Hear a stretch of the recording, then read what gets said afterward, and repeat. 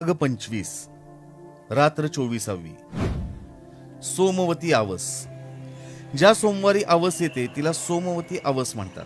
त्या दिवशी सोमवतीचे व्रत घेतलेल्या ब्राह्मणांच्या सुवासिनी बायका पिंपळाची पूजा करतात। सोमवारी अवसेला कोणत्या तरी 108 वस्तू देवाला वाहायच्या असतात। मग पुढे 108 विडे, 108 आंबे, 108 रुपये, 108 दिडक्या, 108 केळी, 108 खण, 108 नारळ, 108 पेढे, 108 लुगडी, ज्याला जशी ऐपत असेल त्याप्रमाणे देवाला द्यावयाचे, दान करायचे, अशी घटना आहे। ज्याचा जो उपाध्याय असेल त्याला हे सारे मिळते, परंतु तो उपाध्यायही सर्व स्वतःच्या घरात ठेवत नाही।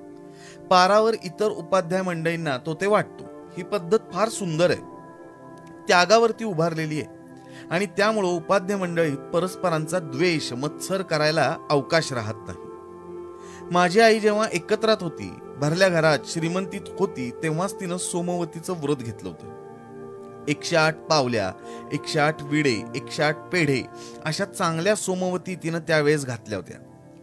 परंतु आता गरिबी आली होती, तिलाच नेसावायला लुगडे नव्हते तर 108 लुगडी कोठून देणार? तिलाच खावयास नव्हते तर ती काय देणार? सोमवतीचे व्रत एकाएकी सोडता येत नाही। घरात पतीजवळ तरी कोणत्या तोंडाने ती मागणार? पतीजवळ काय होतं? नाताळची सुट्टी असल्यामुळे मी घरी होतो। सोमवती आली होती। मी आईला विचारलं, या सोमवतीला तू काय घालणार, काय ठरवलंयस? जानकी वहिनी 108 सुपाऱ्या, ओल्या सुपाऱ्या घालणार आहे। आई म्हणाली, बाळ, 108 पोफळी माझी घालून झाली आहेत, मागे सीता आत्याने पाठवली होती। मग तू काय घालणार आहेस? 2 दिवस तर राहिलेच सोमवतीला, काही ठरवायला हवे ना। 108 गुळ म्हणजे का 108 गुळाच्या ढेपा वाहवायच्या? 108 तेल म्हणजे का 108 तेलाचे डबे द्यावयाचे? आई म्हणाली, कोणी 108 डबे दिले तरी हरकत नाही हो, परंतु गरीब असला तर तो ठरवतो की 108 अदपाव देईन, 108 पावशेर देईन, किंवा एकदम 1 मण गूळ, 1 मण तेल असेही देतात। त्यात वाटेल तसे 108 भाग बसवावेत। मी विचारलं, आई तू 108 अदपाव गुळ घातलेस तर? आई म्हणाली, श्याम, घरात विष खावयास दिडकी नाही, गळफास लावायला सुतळीचा तोडा नाही, कोठून आणावयाचे पैसे? झाड का आहे आपल्या अंगणात? हलवले की पडतील पैसे? आपण गरीब आहोत श्याम। मी म्हणालो, 108 आवळे घातलेस तर? बाळ, 108 आवळे एकदा मी घातले होते, सौलीहून यांनी आणले होते हो। आपला सौलीचा तुकाराम नव्हता का, त्यानेच दिले होते। आई, 108 चिंचोके घातले तर नाही का चालणार? मी हसत विचारले। आई म्हणाली, हो हो, चालतील तर काय झाले, पण काय? लोक हसतील, होय ना? हसतील, त्यांचे दात दिसतील, त्यांचे हसायला काय जाते? द्यायला थोडेच कुणी आहे का? हसायला सारे, मदत करायला कोणी नाही। देव तर हसणार नाही ना? देव तर रागावणार नाही ना? मी विचारले। आई म्हणाली, श्याम, देव नाही रागावणार। अरे, देवाला विदुरा घरच्या कण्या सुद्धा आवडल्या, मिटक्या मार मारून त्याने खाल्ल्या हो। सारखे ताट चाटीत होता तरी त्याची तृप्ती होईना। देवाने सुदाम्याचे पोहे कसे खाल्ले, जसा आधाशी उपाशी। रुक्मिणीला 1 मूठ देण्यास तयार होईना। देव उपाशीच असतो हो। प्रेमाने त्याला कोण देतो? लाखात एखादा। प्रेमाने दिलेलेच त्याच्या पोटात जावयाचे। भुकेल्या देवाला द्रौपदीचे पान खाऊन ढेकर आली। देवाला प्रेमाने द्यावे, ते त्याला दुधाच्या समुद्रापेक्षा थोर आहे। शबरीची उष्टे बोरे ती कशी खाल्ली हो रामाने? तू वाचलेस ना? देवाला सारे चालते, त्यात भावभक्तीचे तूप ओतलेले असले म्हणजे झाले, त्यात हृदयाचा ओलावा असावा म्हणजे झाले। मग चिंचोकेच काय, पण 108 दगड जरी देवाला दिलेत ना, तरी त्याला खडी साखरेप्रमाणे गोड लागतील। ते प्रेमाने दिलेले दगड तो चघळीत बसेल, शतजन्म चघळीत बसेल आणि म्हणेल, भक्ताने फारच अप्रतिम मेवा दिलाय, पटकन फुटत नाही, विरघळतही नाही, 1-1 खडा तोंडात धरून ठेवावयास वर्ष पुरेल। श्याम, देवाला रे काय, त्याला काहीही द्या, परंतु आपण जे देऊ ते देताना त्यात हृदय ओतून दिले पाहिजे। श्याम, द्रौपदी, शबरी यांच्या भक्ती इतकी माझी कोठे आहे भक्ती? मला कोठे तशा भक्तीने चिंचोके भरून देता येणार आहेत का? आपली नाही हो तितकी लायकी. मग तू काय घालणार आहेस सांग ना. ठरवले असशील ना काहीतरी, मी विचारले. आई म्हणाली, मी 108 फुले वाहणार आहे. फुलासारखे निर्मळ आणि शुद्ध दुसरे काय असेल? फुले वाहीन हो मी. आई म्हणाली, श्याम, जे वाहावयाचे ते देवासाठी असते, ते भटजीसाठी नसते. देवाच्या पायांवर वाहिलेले फूल भटजीस घ्यावे वाटले तर तो थोर प्रसाद आहे असे त्याला वाटते.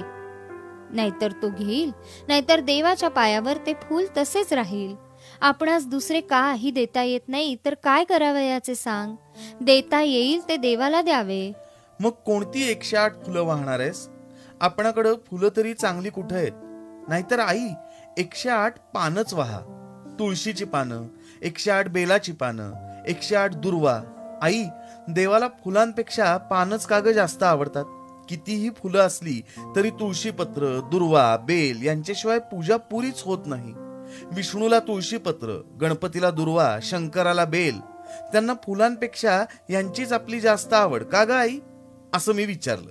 आई म्हणाली, तुळशीपत्र, दुर्वा हे सगळे मिळावयास त्रास नाही पडत. वाटेल तेथे होतात. थोडे पाणी घातले की झाले. फुले म्हणजे ठरलेल्या ऋतूतच फुलावयाची, परंतु पाने आपली नेहमी आहेत. झाड जिवंत आहे तोपर्यंत पाने आहेतच हो. पानांचा दुष्काळ नाही फारसा. म्हणून ऋषींनी, संतांनी देवाला पानेच प्रिय आहेत असे सांगून ठेवले. ते तरी नेहमी देवाला भक्तीने वाहावयास माणसाला अडचण पडू नये. माझ्यासारख्या गरीब बाईला देवाला साधे पान वाहावयासही लाज वाटू नये. दुसऱ्यांनी देवाला वाहिलेले रुपये, खण, नारळ पाहून मला त्यांचा मत्सर वाटू नये म्हणून देवाला पानप्रिय आहेत असे संतांनी ठरविले. श्रीमंताला आपल्या संपत्तीची ऐट वाटावयास नको आणि गरीबाला गरिबीची लाजही वाटायला नको असा या पत्रपूजेत अर्थ आहे हो. श्रीमंताने केवढीही मोठी देणगी दिली तरी वरती तुळशीपत्र ठेवून ती दक्षिणा द्यावयाची. हेतू हाच की श्रीमंताला आपण फार दिले असे वाटू नये. आपण एक पान दिले असेल असेच त्याला वाटावे. गणपतीच्या पूजेला, हरताळकांना, मंगळागौरीला ही पत्री आधी पाहिजे. ही साधी सुंदर पाने आधी हवीत. 108 तुळशीची दळे मी पुढे केव्हा तरी वाहणारच आहे. मग यावेळेस कशाची फुलं घालणार? तू तर सांगतच नाहीस. मी अधीर होऊन म्हटलं. आई म्हणाली, मी परवा रात्री त्यांना सांगितले की सोमवतीला चांगलीशी फुले घालावयाचे ठरवले आहे. झेंडू, पांढऱ्या चापाची फुले ही आहेतच, परंतु जर चांगली सुवासिक आणता आली कोठून तर आणावीत हो. मी एकदम म्हणालो, म्हणून भाऊ गावाला गेलेत होय? होय हो, ते जलगावला गेले आहेत. तेथे बरव्यांची मोठी बाग आहे. त्या बागेत नागचाफ्याची फुलझाडे आहेत. ती 108 फुले मिळाली तर पाहावी म्हणून ते लांब गेले आहेत. आपल्याजवळ पैसे नाहीत, परंतु चालण्याचे श्रम करावयास पाय आहेत ना, असेच ते मला म्हणाले हो. आई म्हणाली, मित्रांनो, चाफ्याचे अनेक प्रकार आहेत. पांढरा चाफा, हिरवा चाफा, सोन चाफा, नाग चाफा. पांढऱ्या चाफ्याशिवाय बाकीच्या सर्वांना सुगंध आहे. सोन चाफ्याचा वास फार छान असतो, परंतु नाग चाफ्याचा गोड असतो. 4 बाजूंना 4 शुभ्र स्वच्छ रुंद अशा पाकळ्या आणि मध्ये पिवळा परागपंज असे हे फूल असते. फारच सुंदर दिसते हे फूल. गरिबीत राहूनही ध्येयवाद दाखवणारी, आचरणारी माझी आई होती. पतीला देता येणार नाही ते त्याच्याजवळ मागून त्याला रडवणारी, खिन्न करणारी ती नव्हती. त्याला लाजवणारी, खाली मान घालावयास लावणारी ती नव्हती. त्याच्याजवळ साधी फुलच मागणारी, परंतु ती खटपट करून दूरवर जाऊन चांगली पाहून आणा असं सांगणारी. पतीलाही ध्येयवाद शिकवणारी, देवासाठी झिजावयास लावणारी अशी ती साध्वी होती.